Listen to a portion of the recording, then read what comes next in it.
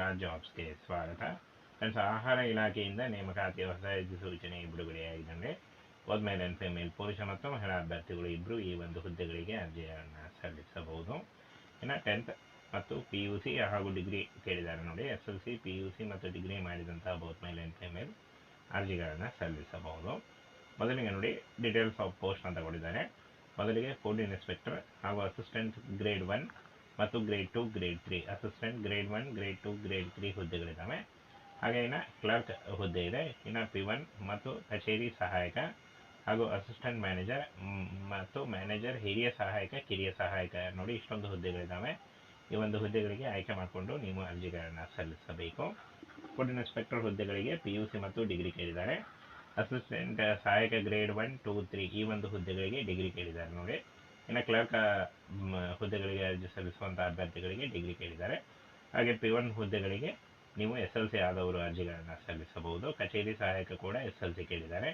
Assistant manager degree ಕೇಳಿದ್ದಾರೆ ನೋಡಿ. Manager ಮತ್ತು ಕಿರಿಯ ಸಹಾಯಕ ಈ ಒಂದು ಹುದ್ದೆಗಳಿಗೂ ಕೂಡ ಡಿಗ್ರಿ ಇದೆ. ಕಿರಿಯ ಸಹಾಯಕ ನೋಡಿ, ಈ ಒಂದು ಹುದ್ದೆಗಳಿಗೆ ನೀವು PUC ಆದಂಥ ಅಭ್ಯರ್ಥಿಗಳ ಅರ್ಜಿಗಳನ್ನು ಸಲ್ಲಿಸಬಹುದು. ಟೋಟಲ್ ಆಗಿ ಇಲಾಖೆಯಲ್ಲಿ 33,566 ಹುದ್ದೆಗಳಿದ್ದಾವೆ. ಈ ಒಂದು ಹುದ್ದೆಗಳು ಸೆಂಟ್ರಲ್ ಗೌರ್ಮೆಂಟ್ ಹುದ್ದೆಗಳಾಗಿರ್ತವೆ. ಹಾಗೆ ಈ ಒಂದು ಹುದ್ದೆಗಳಿಗೆ ನೀವು ಆನ್ಲೈನ್ ಮೂಲಕ ಅರ್ಜಿಗಳನ್ನು ಸಲ್ಲಿಸಬಹುದು. ಹಾಗೆ ಕರ್ನಾಟಕದಲ್ಲೂ ಕೂಡ ಹುದ್ದೆಗಳಿದ್ದಾವೆ. ಕರ್ನಾಟಕದಲ್ಲಿ 5,000ಕ್ಕೂ ಅಧಿಕ ಉದ್ಯೋಗಗಳಿದ್ದಾವೆ ನೋಡಿ. ಎಲ್ಲ ಜಿಲ್ಲೆಯಲ್ಲೂ ನೇಮಕಾತಿಯಾಗುತ್ತೆ. ಇನ್ನು ಫ್ರೆಂಡ್ಸ್, ಈ ಒಂದು ಹುದ್ದೆಗಳ ಬಗ್ಗೆ ಸಂಬಂಧಪಟ್ಟಂತೆ ಕರ್ನಾಟಕದಲ್ಲಿ ಎಷ್ಟು ಹುದ್ದೆಗಳಿದ್ದಾವೆ ಅದನ್ನ ಆಲ್ರೆಡಿ ತಿಳಿಸ್ಕೊಟ್ಟಿದ್ದೀನಿ. ಹಾಗೇನು ಅರ್ಜಿ ಸಲ್ಲಿಕೆಗೆ ದಾಖಲಾತಿಗಳು ಏನೇನು ಬೇಕಾಗುತ್ತೆ ಅದನ್ನು ಕೂಡ ತಿಳಿಸ್ಕೊಡ್ತೀನಿ. ಇನ್ನು friends, food department of Karnataka ಅಂದರೆ ನೀವು ಆಲ್ ಇಂಡಿಯಾದಿಂದ ನೀವು ಅರ್ಜಿಗಳನ್ನು ಕರೆದಿರ್ತಾರೆ. 33,566 ಹುದ್ದೆಗಳಿದ್ದಾವೆ. ಈ ಒಂದು ಹುದ್ದೆಗಳಿಗೆ ಮೇಲ್ ಅಂಡ್ ಫಿಮೇಲ್ ಪುರುಷ ಮತ್ತು ಮಹಿಳಾ ಅಭ್ಯರ್ಥಿಗಳು ಇಬ್ಬರು ಅರ್ಜಿಗಳನ್ನು ಸಲ್ಲಿಸಬಹುದು. ಇನ್ನು ಸ್ಯಾಲರಿ ನೋಡಿ, ಪರ್ ಮಂತ್ 21,000ದಿಂದ 1,21,000ವರೆಗೂ ನೀವು ಈ ಒಂದು ಹುದ್ದೆಗಳಿಗೆ ಆಯ್ಕೆ ಆದಂಥ ಅಭ್ಯರ್ಥಿಗಳಿಗೆ ಸ್ಯಾಲರಿ ಇರುತ್ತೆ. ಹಾಗೇನೆ ಇಲ್ಲಿ ನೋಡಿ, ಏಜ್ ಲಿಮಿಟ್ ಕೇಳಿದ್ದಾರೆ ನೋಡಿ. 18ರಿಂದ 35 ವರ್ಷದ ಒಳಗಿನವರು ಈ ಒಂದು ಹುದ್ದೆಗಳಿಗೆ ಅರ್ಜಿಗಳನ್ನು ಸಲ್ಲಿಸಬಹುದು. OBC ಅಭ್ಯರ್ಥಿಗಳಿಗೆ 3 ವರ್ಷ ಮತ್ತು SC/ST ಅಭ್ಯರ್ಥಿಗಳಿಗೆ 5 ವರ್ಷಗಳ ವಯೋಮಿತಿ ಸಲ್ಲಿಕೆ ಕೂಡ ಇರುತ್ತೆ. ಇನ್ನು ಸೆಲೆಕ್ಷನ್ ಪ್ರಾಸೆಸ್ಸು ಲಿಖಿತ ಪರೀಕ್ಷೆ ಇರುತ್ತೆ, ಮುಖ್ಯ ಪರೀಕ್ಷೆ ಇರುತ್ತೆ, ಹಾಗೂ ಸಂದರ್ಶನ ಮತ್ತು ದಾಖಲೆ ಪರಿಶೀಲನೆ ಮಾಡಿ ನಿಮಗೆ ಆಯ್ಕೆಯನ್ನು ಮಾಡಿಕೊಡಲಾಗುತ್ತೆ ಅಂತ ಹೇಳಿದ್ದಾರೆ ನೋಡಿ. ಇನ್ನು ಫ್ರೆಂಡ್ಸ್, ಈ ಒಂದು ಹುದ್ದೆಗಳಿಗೆ SLC, PUC, diploma, BSc, BTech ಆದಂಥ ಅಭ್ಯರ್ಥಿಗಳು ಕೂಡ ಅರ್ಜಿಗಳನ್ನು ಸಲ್ಲಿಸಬಹುದು. ಈ ಒಂದು ಹುದ್ದೆಗಳಿಗೆ ಯಾವುದೇ ರೀತಿಯ ಒಂದು ಅಪ್ಲಿಕೇಶನ್ ಫೀ ಇರಲ್ಲ ನೋಡಿ. ಫ್ರೀಯಾಗಿ ನೀವು ಅರ್ಜಿಗಳನ್ನು ಸಲ್ಲಿಸಬಹುದು. ಕೆಲವೇ ದಿನಗಳಲ್ಲಿ ಈ ಒಂದು ಹುದ್ದೆಗಳಿಗೆ ಅರ್ಜಿ ಸಲ್ಲಿಕೆ ಶುರುವಾಗುತ್ತೆ ನೋಡಿ. ಏನು ಆನ್ಲೈನ್ ಅಪ್ಲಿಕೇಶನ್ ಬಿಡುಗಡೆ ಆಗುತ್ತೆ. ಇನ್ನು ಈ ಒಂದು ಹುದ್ದೆಗಳಿಗೆ ಏನು ಒಂದು ದಾಖಲೆಗಳು ಬೇಕಾಗುತ್ತೆ ಅಂತ ಹೇಳಿದ್ದಾರೆ. ಭಾವಚಿತ್ರ ಬೇಕಾಗುತ್ತೆ ನೋಡಿ, ಅಂದರೆ ಒಂದು ಫೋಟೋ ಮತ್ತು ಸಿಗ್ನೇಚರ್ ಬೇಕಾಗುತ್ತೆ. ಆದಾಯ ಪ್ರಮಾಣ ಪತ್ರ ಅಥವಾ ಜಾತಿ ಪ್ರಮಾಣ ಪತ್ರ, ಶೈಕ್ಷಣಿಕ ಅಂಕಪಟ್ಟಿಗಳು, ಹಾಗೇನೆ ಕಡ್ಡಾಯವಾಗಿ ಆಧಾರ್ ಕಾರ್ಡ್ ಬೇಕು ಅಂತ ಹೇಳಿದ್ದಾರೆ. SLC ಅಂಕಪಟ್ಟಿ ಬೇಕಾಗುತ್ತೆ ಅಥವಾ ದ್ವಿತೀಯ ಅಂಕಪಟ್ಟಿ, ಡಿಪ್ಲೊಮಾ ಅಂಕಪಟ್ಟಿ, ಇನ್ನು ಪದವಿ ಅಂಕಪಟ್ಟಿ ಯಾವುದಾದ್ರೂ ಇದ್ದರೂ ನೀವು ಬೇಕಾಗುತ್ತೆ. ಇನ್ನು ಅನುಭವ ಪ್ರಮಾಣ ಪತ್ರ ಇದ್ದಲ್ಲಿ ಅಂತ ಹೇಳಿದ್ದಾರೆ. ಕಡ್ಡಾಯವಲ್ಲ ಅಂತ ಹೇಳಿದ್ದಾರೆ. ಇದ್ದರೆ ಮಾತ್ರ ನೀವು ಇಷ್ಟೊಂದು ಈ ಒಂದು ದಾಖಲೆಗಳನ್ನು ತೆಗೆದುಕೊಂಡು ಆನ್ಲೈನ್ ಮೂಲಕ ಅರ್ಜಿಗಳನ್ನು ಸಲ್ಲಿಸಬಹುದು. ಫ್ರೆಂಡ್ಸ್, ಆಹಾರ ಇಲಾಖೆಯಿಂದ ನೇಮಕಾತಿಯ ಹೊಸ ಅಧಿಸೂಚನೆ ಬಿಡುಗಡೆಯಾಗಿದೆ. ಮೇಲ್ ಅಂಡ್ ಫಿಮೇಲ್ ಪುರುಷ ಮತ್ತು ಮಹಿಳಾ ಅಭ್ಯರ್ಥಿಗಳು ಇಬ್ಬರು ಈ ಒಂದು ಹುದ್ದೆಗಳಿಗೆ ಅರ್ಜಿಯನ್ನು ಸಲ್ಲಿಸಬಹುದು. ಇನ್ನು 10th ಮತ್ತು PUC ಹಾಗೂ ಡಿಗ್ರಿ ಕೇಳಿದ್ದಾರೆ ನೋಡಿ. SLC, PUC ಮತ್ತು ಡಿಗ್ರಿ ಮಾಡಿದಂತಹ ಮೇಲ್ ಅಂಡ್ ಫಿಮೇಲ್ ಅರ್ಜಿಗಳನ್ನು ಸಲ್ಲಿಸಬಹುದು. ಮೊದಲಿಗೆ ನೋಡಿ, ಡೀಟೇಲ್ಸ್ ಆಫ್ ಪೋಸ್ಟ್ ಅಂತ ಕೊಟ್ಟಿದ್ದಾರೆ. ಮೊದಲಿಗೆ ಫುಡ್ ಇನ್ಸ್ಪೆಕ್ಟರ್ ಹಾಗೂ ಅಸಿಸ್ಟೆಂಟ್ ಗ್ರೇಡ್ 1 ಮತ್ತು grade 2, grade 3, assistant grade 1, grade 2, grade 3 ಹುದ್ದೆಗಳಿದ್ದಾವೆ.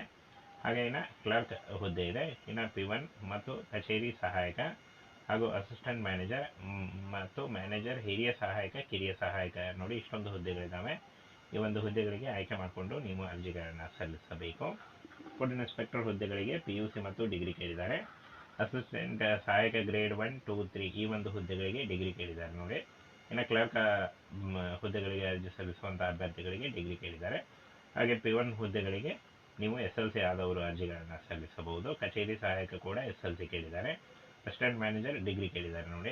Manager ಮತ್ತು ಕಿರಿಯ ಸಹಾಯಕ ಈ ಒಂದು ಹುದ್ದೆಗಳಿಗೂ ಕೂಡ ಡಿಗ್ರಿ ಇದೆ. ಕಿರಿಯ ಸಹಾಯಕ ನೋಡಿ, ಈ ಒಂದು ಹುದ್ದೆಗಳಿಗೆ ನೀವು PUC ಆದಂಥ ಅಭ್ಯರ್ಥಿಗಳ ಅರ್ಜಿಗಳನ್ನು ಸಲ್ಲಿಸಬಹುದು. ಟೋಟಲ್ ಆಗಿ ಇಲಾಖೆಯಲ್ಲಿ 33,566 ಹುದ್ದೆಗಳಿದ್ದಾವೆ. ಈ ಒಂದು ಹುದ್ದೆಗಳು ಸೆಂಟ್ರಲ್ ಗೌರ್ಮೆಂಟ್ ಹುದ್ದೆಗಳಾಗಿರ್ತವೆ. ಹಾಗೆ ಈ ಒಂದು ಹುದ್ದೆಗಳಿಗೆ ಫ್ರೆಂಡ್ಸ್ ನೀವು ಆನ್ಲೈನ್ ಮೂಲಕ ಅರ್ಜಿಗಳನ್ನು ಸಲ್ಲಿಸಬಹುದು. ಹಾಗೆ ಕರ್ನಾಟಕದಲ್ಲೂ ಕೂಡ ಹುದ್ದೆಗಳಿದ್ದಾವೆ. ಕರ್ನಾಟಕದಲ್ಲಿ 5,000ಕ್ಕೂ ಅಧಿಕ ಉದ್ಯೋಗಗಳಿದ್ದಾವೆ ನೋಡಿ. ಎಲ್ಲ ಜಿಲ್ಲೆಯಲ್ಲೂ ನೇಮಕಾತಿ ಆಗುತ್ತೆ.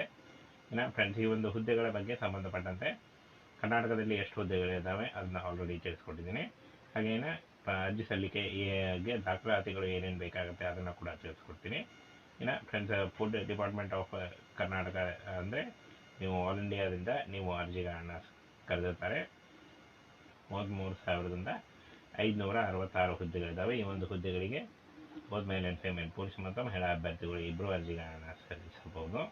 ಇನ್ನು ಸ್ಯಾಲರಿ ನೋಡಿ ಪರ್ ಮಂತ್ 21,000ದಿಂದ 1,21,000ವರೆಗೂ ನೀವು ಈ ಒಂದು ಹುದ್ದೆಗಳಿಗೆ ಆಯ್ಕೆ ಅಂತ ಅಭ್ಯರ್ಥಿಗಳಿಗೆ ಸ್ಯಾಲ್ರಿ ಇರುತ್ತೆ. ಹಾಗೇನೆ ಇಲ್ಲಿ ನೋಡಿ ಏಜ್ ಲಿಮಿಟ್ ಕೇಳಿದ್ದಾರೆ ನೋಡಿ. 18ರಿಂದ 35 ವರ್ಷದ ಒಳಗಿನವರು ಈ ಒಂದು ಹುದ್ದೆಗಳಿಗೆ ಅರ್ಜಿಗಳನ್ನು ಸಲ್ಲಿಸಬಹುದು. OBC ಅಭ್ಯರ್ಥಿಗಳಿಗೆ 3 ವರ್ಷ ಮತ್ತು SC/ST ಅಭ್ಯರ್ಥಿಗಳಿಗೆ 5 ವರ್ಷಗಳ ವಯೋಮಿತಿ ಸಲ್ಲಿಕೆ ಕೂಡ ಇರುತ್ತೆ. ಇನ್ನು ಸೆಲೆಕ್ಷನ್ ಪ್ರಾಸೆಸ್ಸು ಲಿಖಿತ ಪರೀಕ್ಷೆ ಇರುತ್ತೆ, ಮುಖ್ಯ ಪರೀಕ್ಷೆ ಇರುತ್ತೆ, ಹಾಗೂ ಸಂದರ್ಶನ ಮತ್ತು ದಾಖಲೆ ಪರಿಶೀಲನೆ ಮಾಡಿ ನಿಮಗೆ ಆಯ್ಕೆಯನ್ನು ಮಾಡಿಕೊಡಲಾಗುತ್ತೆ ಅಂತ ಹೇಳಿದ್ದಾರೆ ನೋಡಿ. ಇನ್ನು ಫ್ರೆಂಡ್ಸ್ ಈ ಒಂದು ಹುದ್ದೆಗಳಿಗೆ SLC, PUC, diploma, BSc, BTech ಆದಂಥ ಅಭ್ಯರ್ಥಿಗಳು ಕೂಡ ಅರ್ಜಿಗಳನ್ನು ಸಲ್ಲಿಸಬಹುದು. ಈ ಒಂದು ಹುದ್ದೆಗಳಿಗೆ ಯಾವುದೇ ರೀತಿಯ ಒಂದು ಅಪ್ಲಿಕೇಶನ್ ಫೀ ಇರಲ್ಲ ನೋಡಿ. ಫ್ರೀಯಾಗಿ ನೀವು ಅರ್ಜಿಗಳನ್ನು ಸಲ್ಲಿಸಬಹುದು. ಕೆಲವೇ ದಿನಗಳಲ್ಲಿ ಈ ಒಂದು ಹುದ್ದೆಗಳಿಗೆ ಅರ್ಜಿ ಸಲ್ಲಿಕೆ ಶುರುವಾಗುತ್ತೆ ನೋಡಿ. ಈಗ ಆನ್ಲೈನ್ ಅಪ್ಲಿಕೇಶನ್ ಬಿಡುಗಡೆ ಆಗುತ್ತೆ. ಇನ್ನು ಈ ಒಂದು ಹುದ್ದೆಗಳಿಗೆ ಏನು ಒಂದು ದಾಖಲೆಗಳು ಬೇಕಾಗುತ್ತೆ ಅಂತ ಹೇಳಿದ್ದಾರೆ. ಭಾವಚಿತ್ರ ಬೇಕಾಗುತ್ತೆ ನೋಡಿ, ಅಂದರೆ ಒಂದು ಫೋಟೋ ಮತ್ತು ಸಿಗ್ನೇಚರ್ ಬೇಕಾಗುತ್ತೆ. ಆದಾಯ ಪ್ರಮಾಣ ಪತ್ರ ಅಥವಾ ಜಾತಿ ಪ್ರಮಾಣ ಪತ್ರ, ಶೈಕ್ಷಣಿಕ ಅಂಕಪಟ್ಟಿಗಳು, ಹಾಗೇನೆ ಕಡ್ಡಾಯವಾಗಿ ಆಧಾರ್ ಕಾರ್ಡ್ ಬೇಕು ಅಂತ ಹೇಳಿದ್ದಾರೆ. SLC ಅಂಕಪಟ್ಟಿ ಬೇಕಾಗುತ್ತೆ ಅಥವಾ ದ್ವಿತೀಯ ಅಂಕಪಟ್ಟಿ, ಡಿಪ್ಲೊಮಾ ಅಂಕಪಟ್ಟಿ, ಇನ್ನು ಪದವಿ ಅಂಕಪಟ್ಟಿ ಯಾವುದಾದ್ರೂ ಇದ್ದರೂ ನೀವು ಬೇಕಾಗುತ್ತೆ. ಇನ್ನು ಅನುಭವ ಪ್ರಮಾಣ ಪತ್ರ ಇದ್ದಲ್ಲಿ ಅಂತ ಹೇಳಿದ್ದಾರೆ, ಕಡ್ಡಾಯವಲ್ಲ ಅಂತ ಹೇಳಿದ್ದಾರೆ. ಇದ್ದರೆ ಮಾತ್ರ ನೀವು ಈ ಒಂದು ದಾಖಲೆಗಳನ್ನು ತೆಗೆದುಕೊಂಡು ಆನ್ಲೈನ್ ಮೂಲಕ ಅರ್ಜಿಗಳನ್ನು ಸಲ್ಲಿಸಬಹುದು.